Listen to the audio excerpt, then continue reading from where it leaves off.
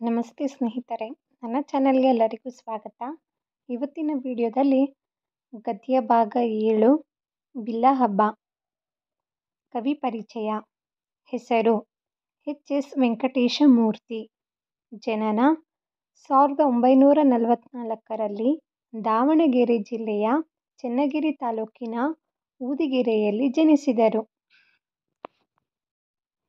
ಅವರ ಕವನ ಸಂಕಲನಗಳು ಆತ್ಮಕಥೆ, ಕ್ರಿಯಾಪರ್ವ, ಸಿಂಧಬಾದನ, ಒಣಮರದ ಗಿಳಿಗಳು, ಹರಿಗೋಲು, ಸೌಗಂಧಿಕ, ಹಿಂದುಮುಖಿ, ವಿಸರ್ಗ ಇತ್ಯಾದಿ.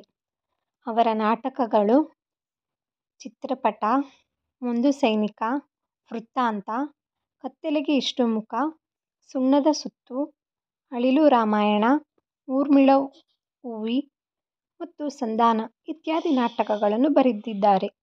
ಇದಿಷ್ಟೂ ಕವಿ ಪರಿಚಯ. ಆ ವಿಭಾಗ. ಕೊಟ್ಟಿರುವ ಪ್ರಶ್ನೆಗಳಿಗೆ ಒಂದೊಂದು ವಾಕ್ಯಗಳಲ್ಲಿ ಉತ್ತರಿಸಿ. ಮೊದಲನೇದಾಗಿ, ಕೃಷ್ಣ ಯಾರ ಸೊಂಟವನ್ನು ಮುರಿದನು?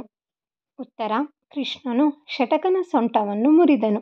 ಎರಡನೇದಾಗಿ, ಕೃಷ್ಣನ ಕೈಯಲ್ಲಿ ಸಿಕ್ಕ ಧೇನುಕ ಏನಾದ? ಕೃಷ್ಣನ ಕೈಯಲ್ಲಿ ಸಿಕ್ಕ ಧೇನುಕ ಬೇಲದ ಹಣ್ಣು ಬಡಿಯೋ ಬಡಿಗೆಯಾದನು. ಮೂರನೇದಾಗಿ, ಮಂತ್ರಿ ಕಂಸನ ಬಳಿಗೆ ಕರೆತಂದ ಇಬ್ಬರು ಯಾರು? ಮಂತ್ರಿ ಕಂಸನ ಬಳಿಗೆ ಕರೆತಂದ ಇಬ್ಬರು ಶೈಲಿಕ ಮತ್ತು ದುರ್ವಿಧ. ನಾಲ್ಕನೇದಾಗಿ, ವಸುದೇವನಿಗೆ ಮಕ್ಕಳ ವಿಚಾರ ಹೇಳಿದವರು ಯಾರು? ಉತ್ತರ: ವಸುದೇವನಿಗೆ ಮಕ್ಕಳ ವಿಚಾರ ಹೇಳಿದವರು ಅಕ್ರೂರ. ಐದನೇದಾಗಿ, ವಸುದೇವ ಹೇಳುವಂತೆ ರಾಜಕಾರ್ಯ ಹೇಗಿರುತ್ತದೆ? ಉತ್ತರ: ವಸುದೇವ ಹೇಳುವಂತೆ ರಾಜಕಾರ್ಯವು 10 ಜನರ ಮಧ್ಯೆ ಕೂತಾಗ ಜೋಲಿ ಏಕಾಂಗಿಯಾಗಿದ್ದಾಗ ಹೊತ್ತಿದ್ದರೂ ಮುಚ್ಚದ ರೆಪ್ಪೆಯಂತಿರುತ್ತದೆ. 6. ನಂದ ಯಾರೆಂದು ಕಂಸ ಹೇಳುತ್ತಾನೆ. ನಂದ ದೇವಕಿಯ ಗಂಡ, ವಸುದೇವನ ಬಾಲ ಸ್ನೇಹಿತ, ಪರಮಾಪ್ತ ಪ್ರಾಣಮಿತ್ರ ಎಂದು ಕಂಸ ಹೇಳುತ್ತಾನೆ. ಈಗ ಆ ವಿಭಾಗ. ಕೊಟ್ಟಿರುವ ಪ್ರಶ್ನೆಗಳಿಗೆ 2-3 ವಾಕ್ಯಗಳಲ್ಲಿ ಉತ್ತರಿಸಿ. ಮೊದಲನೇದಾಗಿ, ಕೃಷ್ಣ ಯಾರನ್ನು ಕೊಂದ? ಉತ್ತರ: ಕೃಷ್ಣನು ಹಾಲು ಕೊಡಲು ಹೋದ ಪೂತನೆಯ ರಕ್ತ ಹೀರಿ ಕೊಂದನು. ಸವಾರಿ ಮಾಡು ಎಂದು ಬೆನ್ನೊಡ್ಡಿದ ಶಟಕನ ಸೊಂಟ ಮುರಿದು ಕೊಂದನು. ತೃಣಾವರ್ತ ಆಟದ ಬುಗುರಿಯಾಗಿ ಸಾವನ್ನಪ್ಪಿದ. ಧೇನುಕನನ್ನು ಬೇಲದ ಹಣ್ಣು ಬಡಿಯೋ ಬಡಿಗೆಯಂತೆ ಬಡಿದು ಕೊಂದನು. ಎರಡನೇದಾಗಿ, ಕ್ರೀಡಾಗಾರದಲ್ಲಿ ಆಗಿದ್ದ ಗುಪ್ತ ಏರ್ಪಾಡು ಏನು? ಉತ್ತರ: ಕ್ರೀಡಾಗಾರದ ಹೆಬ್ಬಾಗಿಲಿನ ಬಾಗಿಲುವಾಡದ ಕಮಾನಿಗೆ ಕಿರುಗತ್ತಿ ಅಲಂಕಾರ ಮಾಡಿ ಅದರ ಮೇಲೆ ಗಾಜಿನ ರಾಜಗೋಪುರ ನಿರ್ಮಿಸಿದರು. ಆ ಮಾರ್ಗವಾಗಿ ಬರುವ ಕೃಷ್ಣನ ಮೇಲೆ ಬಿದ್ದು ಅವನು ಸಾಯುವಂತೆ ಗುಪ್ತ ಏರ್ಪಾಡು ಮಾಡಿದರು. ಮೂರನೇದಾಗಿ, ವಸುದೇವ ಮಕ್ಕಳನ್ನು ನೆನೆದು ವ್ಯಥೆಪಟ್ಟ ಬಗ್ಗೆ ಹೇಗೆ? ಉತ್ತರ: ವಸುದೇವ ತನ್ನ ಮಕ್ಕಳನ್ನು ನೆನೆಸಿಕೊಂಡು 16 ವರ್ಷಗಳಿಂದ ಅವರನ್ನು ನೋಡದೆ ಕೊರಗುತ್ತಿದ್ದನು. ತಮ್ಮ ಮಕ್ಕಳನ್ನು ತಾವು ಆಡಿಸಲಿಲ್ಲ, ತೊದಲು ನುಡಿ ಕೇಳಲಿಲ್ಲ, ತೂಗಲಿಲ್ಲ, ಜೋಗುಳ ಹಾಡಲಿಲ್ಲ ಎಂದು ವ್ಯಥೆಪಟ್ಟನು. ನಾಲ್ಕನೇದಾಗಿ, ಕಂಸ ತಂಗಿಯ ಮೇಲಿನ ಪ್ರೀತಿ ಎಂಥದೆಂದು ಹೇಳಿಕೊಂಡಿದ್ದಾರೆ. ಉತ್ತರ: ಕಂಸನು ತನಗೆ ತನ್ನ ತಂಗಿಯ ಮೇಲೆ ಅಪಾರ ಪ್ರೀತಿ ಇದೆ. ಆದ್ದರಿಂದಲೇ ಸಂಕೋಲೆ ಹಾಕಿಸಿದರೂ ಅದನ್ನು ಶುದ್ಧ ಅಪರಂಜಿಯಿಂದ ಮಾಡಿದ್ದು. ಕೊರಳಿಗೆ 3 ಎಳೆ, ಕೈಗೆ 2 ಎಳೆ, ಕಾಲಿಗೆ 1 ಎಳೆ, ಎಲ್ಲವೂ ಚಿನ್ನದ್ದೇ. ಇವೆಲ್ಲವನ್ನು ಮೂಡಿಸಿ 25 ವರ್ಷಗಳಾದರೂ ಸ್ವಲ್ಪವೂ ಕಪ್ಪಾಗಿಲ್ಲ. ಅದು ಪ್ರೀತಿ ಎಂದ್ರೆ ಎಂದು ದೇವಕಿ ವಸುದೇವನ ಮುಂದೆ ಹೇಳಿಕೊಂಡನು. ಎರಡನೇದಾಗಿ, ಕೊಟ್ಟಿರುವ ಪ್ರಶ್ನೆಗಳಿಗೆ 4-5 ವಾಕ್ಯಗಳಲ್ಲಿ ಉತ್ತರಿಸಿ. ಮೊದಲನೇದಾಗಿ, ಗೂಢಚಾರರು ಯಾವುದರ ಬಗ್ಗೆ ಶೋಧನೆ ಮಾಡುತ್ತಿದ್ದಾರೆ ವಿವರಿಸಿ. ಉತ್ತರ: ಕೃಷ್ಣನಿಗೆ ಅಗಾಧವಾದ ಶಕ್ತಿ ಇದೆ. ಗೊಲ್ಲರ ಈ ಹುಡುಗನಿಗೆ ರಾಕ್ಷಸರನ್ನೆಲ್ಲ ಸಾಯಿಸುವ ಶಕ್ತಿ ಎಲ್ಲಿಂದ ಬಂತು? ಇವನಿಗೆ ಈ ಶಕ್ತಿಯನ್ನು ಕೊಟ್ಟವರು ಯಾರು? ಎಂಬುದರ ಬಗ್ಗೆ ಗೂಢಚಾರರು ಶೋಧನೆ ಮಾಡುತ್ತಿದ್ದರು. ಕಂಸನು ಕೃಷ್ಣನನ್ನು ಸಾಯಿಸಲು ನಾನಾ ರೀತಿಯ ಉಪಾಯಗಳನ್ನು ಮಾಡುತ್ತಾನೆ. ಕೃಷ್ಣ ಚಿಕ್ಕ ಮಗು ಎಂದು ಹಾಲು ಕೊಡಲು ಪೂತನಿಯನ್ನು ಕಳಿಸುತ್ತಾನೆ. ಆದರೆ ಪೂತನಿ ಕೃಷ್ಣನಿಂದ ಸಾಯುತ್ತಾಳೆ. ಸವಾರಿ ಮಾಡುವಂತ ಬೆನ್ನೊಡ್ಡಿದ ಶಟಕನ ಸೊಂಟವನ್ನು ಮುರಿಯುತ್ತಾನೆ. ಕೃಷ್ಣನ ಕೈಯಲ್ಲಿ ತೃಣಾವರ್ತ ಆಟದ ಬುಗುರಿಯಾಗುತ್ತಾನೆ. ಧೇನುಕ ಬೇಲದ ಹಣ್ಣು ಬಡಿಯೋ ಬಡಿಗೆಯಾಗುತ್ತಾನೆ. ಗೋವರ್ಧನ ಬೆಟ್ಟ ಛತ್ರಿಯಾಗುತ್ತದೆ. ಈ ಕೃಷ್ಣನಿಗೆ ಈ ಪಾಟಿ ಶಕ್ತಿ ಎಲ್ಲಿಂದ ಬಂತು? ಈ ಕೃಷ್ಣ ಯಾರು ಎಂಬುದನ್ನು ತಿಳಿಯಲು ಕಂಸನು ಮಂತ್ರಿಗೆ ಹೇಳಿ ಗೂಢಚಾರನನ್ನು ನೇಮಿಸಿ ಕೃಷ್ಣನ ಬಗ್ಗೆ ತಿಳಿಯಲು ಪ್ರಯತ್ನಿಸಿದರು. ಎರಡನೇದಾಗಿ, ಕೃಷ್ಣನನ್ನು ಕೊಲ್ಲಲು ದುರ್ವಿಧ ಶೈಲಿಕರು ಮಾಡಿದ ಮಾರ್ಪಾಟುಗಳೇನು?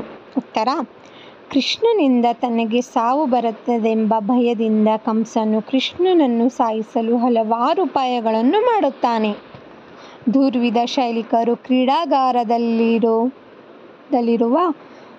ಒಂದೇ ಒಂದು ಹೆಬ್ಬಾಗಿಲಿನ ಚೌಕಟ್ಟಿನ ಕಮಾನಿಗೆ ಕಿರುಗತ್ತಿ ಅಲಂಕಾರವನ್ನು ಬಾಗಿಲವಾಡದ ಕಮಾನಿನ ಮೇಲೆ ಗಾಜಿನ ರಾಜಗೋಪುರ ಇರುವ ರೀತಿ ಏರ್ಪಾಡು ಮಾಡಿರುತ್ತಾರೆ. ಕೃಷ್ಣ ಆ ದ್ವಾರದಲ್ಲಿ ಬರುವಾಗ ಒಂದು ಸಣ್ಣ ಕೀಲಿಕೈಯನ್ನು ಎಳೆಯುವ ಸಿದ್ಧತೆ ಮಾಡಿರುತ್ತಾರೆ. ಆ ಕೀಲಿಕೈಯನ್ನು ಎಳೆದರೆ ಗಾಜಿನ ಗೋಪುರದ ಸಮೇತ ಎಲ್ಲವೂ ಕೃಷ್ಣನ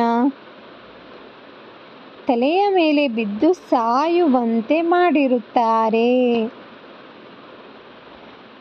ಪಟ್ಟದ ಆನೆಯಾದ ಕುವಲಯ ಪೀಡಕ್ಕೆ ಔಷಧಿ ಪಥ್ಯವನ್ನು ಮಾಡಿ ಅದು ಹಳದಿ ಬಣ್ಣವನ್ನು ನೋಡಿದ್ರೆ ಮೇಲೆ ಬಿದ್ದು ಆಕ್ರಮಣ ಮಾಡುವಂತೆ ತರಬೇತಿ ಕೊಟ್ಟಿರುತ್ತಾರೆ.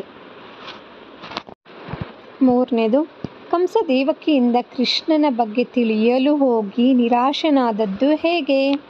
ಉತ್ತರ: ದೇವಕಿ ಹೊಟ್ಟೆಯಲ್ಲಿ ಹುಟ್ಟು 8ನೆಯ ಮಗು ಅಷ್ಟಮ ಪುತ್ರನನ್ನು ಕೊಲ್ಲಬೇಕು. ಆದರೆ ನಿನ್ನ 8ನೆಯ ಮಗು ಪುತ್ರ ಅಲ್ಲ, ಪುತ್ರಿ. ದೇವಕಿ ಬೆನ್ನಿಗೆ ಬಿದ್ದ ಅಣ್ಣನಿಗಿಂತ ಹೊಟ್ಟೆಯಲ್ಲಿ ಹುಟ್ಟಿದ ಕೂಸು ನಿನಗೆ ದೊಡ್ಡದಾ? ದಯವಿಟ್ಟು ಹೇಳು, ನಿನ್ನ 8ನೆಯ ಮಗನನ್ನು ಎಲ್ಲಿ ಬಚ್ಚಿಟ್ಟಿದ್ದಿ? ನನಗೆ ರಾಜ್ಯ ಬೇಡ, ಕೋಶ ಬೇಡ, ಪಗಡಿ ಬೇಡ, ಎಲ್ಲ ನಿನ್ನ ಗಂಡನಿಗೆ ಕೊಡ್ತೀನಿ. ನಿನ್ನ ಮಗನನ್ನು ಎಲ್ಲಿ ಬಚ್ಚಿಟ್ಟಿದ್ದಿ ಹೇಳು ಎಂದು ದೇವಕಿಗೆ ಹೇಳುತ್ತಾನೆ. ಅದಕ್ಕೆ ದೇವಕಿಯು ಬಚ್ಚಿಟ್ಟಿದ್ದು ನಿಜ, 9 ತಿಂಗಳು ಹೊಟ್ಟೆಯಲ್ಲಿ ಬಚ್ಚಿಟ್ಟಿದ್ದೆ ಎಂದು ಹೇಳಿದಳು. ಅದಕ್ಕಾಗಿ ದೇವಕಿಯ ಮಾತು ಕೇಳಿ ಕಂಸ ನಿರಾಶನಾದನು. ಈ ವಿಭಾಗ ಈ ವಾಕ್ಯಗಳನ್ನು ಹೇಳಿಕೆಗಳನ್ನು ಯಾರು ಯಾರಿಗೆ ಯಾವಾಗ ಹೇಳಿದರು ತಿಳಿಸಿರಿ. ಮೊದಲನೇದು, ಹೌದು ಒಡೆಯ, ಕ್ರೀಡಾಂಗಣಕ್ಕೆ ಇರೋದು ಒಂದೇ ಹೆಬ್ಬಾಗಿಲು. ಉತ್ತರ: ಈ ವಾಕ್ಯವನ್ನು ಡಾಕ್ಟರ್ ಎಚ್.ಎಸ್. ವೆಂಕಟೇಶಮೂರ್ತಿಯವರು ಬರೆದಿರುವ ಬಿಲ್ಲಹಬ್ಬ ಎಂಬ ನಾಟಕದಿಂದ ಆಯ್ದುಕೊಳ್ಳಲಾಗಿದೆ. ಶೈಲಿಕ ಕ್ರೀಡಾಂಗಣದ ಹೆಬ್ಬಾಗಿಲಿನಲ್ಲಿ ಮಾಡಿದ ಕುತಂತ್ರದ ಬಗ್ಗೆ ಹೇಳುತ್ತಿರುವಾಗ ಮಂತ್ರಿಯು ಈ ಮಾತನ್ನು ಕಂಸನಿಗೆ ಹೇಳಿದನು. ಎರಡನೇದಾಗಿ, ಮಂಡೇಲಿ ಕೊಂಚ ಮಾಂಸ ಇರಬೇಕು. ಉತ್ತರ: ಈ ವಾಕ್ಯವನ್ನು ಡಾಕ್ಟರ್ ಎಚ್.ಎಸ್. ವೆಂಕಟೇಶಮೂರ್ತಿಯವರು ಬರೆದಿರುವ ಬಿಲ್ಲಹಬ್ಬ ಎಂಬ ನಾಟಕದಿಂದ ಆಯ್ದುಕೊಳ್ಳಲಾಗಿದೆ. ಈ ಮಾತನ್ನು ಕಂಸನು ಮಂತ್ರಿಗೆ ಹೇಳಿದನು. ಕೃಷ್ಣನ ಬಗ್ಗೆ ತಿಳಿದುಕೊಳ್ಳಲು ಮಂತ್ರಿಯನ್ನು ಕರೆದು ಕುಳಿತುಕೊಳ್ಳಲು ಹೇಳಿದಾಗ ಮಂತ್ರಿಯು ಇರ್ಲಿ ಬುದ್ಧಿ ಎಂದು ನಿಂತೇ ಇರುತ್ತಾನೆ. ಆಗ ಈ ಮೇಲಿನ ಮಾತು ಹೇಳುತ್ತಾರೆ. ಮೂರನೇದಾಗಿ, ನಿಮ್ಮ ಅಣ್ಣನಿಗೆ ಸ್ವಲ್ಪ ಹಾಲಾದರೂ ಕೊಡು. ಉತ್ತರ: ಈ ವಾಕ್ಯವನ್ನು ಡಾಕ್ಟರ್ ಎಚ್.ಎಸ್. ವೆಂಕಟೇಶಮೂರ್ತಿಯವರು ಬರೆದಿರುವ ಬಿಲ್ಲಹಬ್ಬ ಎಂಬ ನಾಟಕದಿಂದ ಆಯ್ದುಕೊಳ್ಳಲಾಗಿದೆ. ಈ ಮಾತನ್ನು ವಸುದೇವ ದೇವಕಿಗೆ ಹೇಳಿದನು. ದೇವಕಿ ಮತ್ತು ವಸುದೇವನನ್ನು ನೋಡಲು ಕಂಸ ಬಂದಾಗ ವಸುದೇವನು ಈ ಮಾತನ್ನು ಹೇಳುತ್ತಾರೆ. ನಾಲ್ಕನೇದಾಗಿ, ಕೊಲ್ಲಲು ಬಂದವರನ್ನೆಲ್ಲ ಅವನೇ ಕೊಂದು ಬಿಟ್ಟ. ಈ ವಾಕ್ಯವನ್ನು ಡಾಕ್ಟರ್ ಎಚ್.ಎಸ್. ವೆಂಕಟೇಶಮೂರ್ತಿಯವರು ಬರೆದಿರುವ ಬಿಲ್ಲಹಬ್ಬ ಎಂಬ ನಾಟಕದಿಂದ ಆಯ್ದುಕೊಳ್ಳಲಾಗಿದೆ. ಈ ಮಾತನ್ನು ಕಂಸ ದೇವಕಿಗೆ ಹೇಳಿದನು. ಕಂಸನು ದೇವಕಿಗೆ ಕೃಷ್ಣನನ್ನು ಎಲ್ಲಿ ಬಚ್ಚಿಟ್ಟಿರುವೆ ಎಂದು ಕೇಳಿದಾಗ ಅವಳು ಸರಿಯಾದ ಸುಳಿವು ಕೊಡಲಿಲ್ಲ. ಆಗ ಕಂಸನು ತಾನು 16 ವರ್ಷದ ಹಿಂದೆ ಅಷ್ಟಮಿಯ ರಾತ್ರಿ ಹುಟ್ಟಿದ ಎಲ್ಲ ಮಕ್ಕಳನ್ನು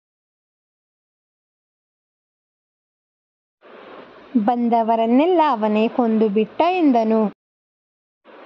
ವಿಭಾಗ ಹೊಂದಿಸಿ ಬರೆಯಿರಿ. ಒಡೆಯ ಕಂಸ.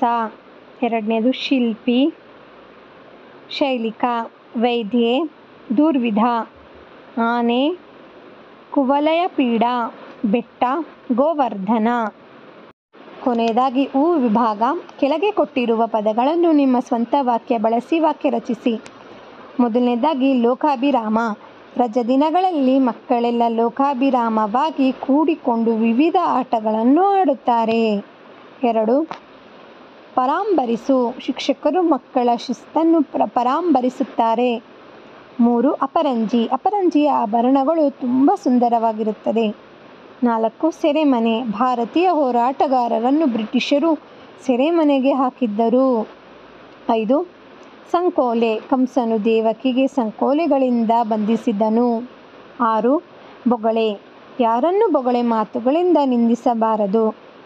ಧನ್ಯವಾದಗಳು ಸ್ನೇಹಿತರೆ. ಬಿಲ್ಲಹಬ್ಬ ಎಂಬ ನಾಟಕದ ಪ್ರಶ್ನೋತ್ತರಗಳು ಇಲ್ಲಿಗೆ ಮುಗಿದಿದೆ. ನಿಮಗೆ ನನ್ನ ವಿಡಿಯೋ ಇಷ್ಟವಾದರೆ ನನ್ನ ಚಾನಲ್ನ ಸಬ್ಸ್ಕ್ರೈಬ್ ಮಾಡ್ಕೊಳ್ಳಿ. ಮತ್ತು ಖಂಡಿತ ಮುಂದಿನ ವಿಡಿಯೋದಲ್ಲಿ ಸಿಗೋಣ.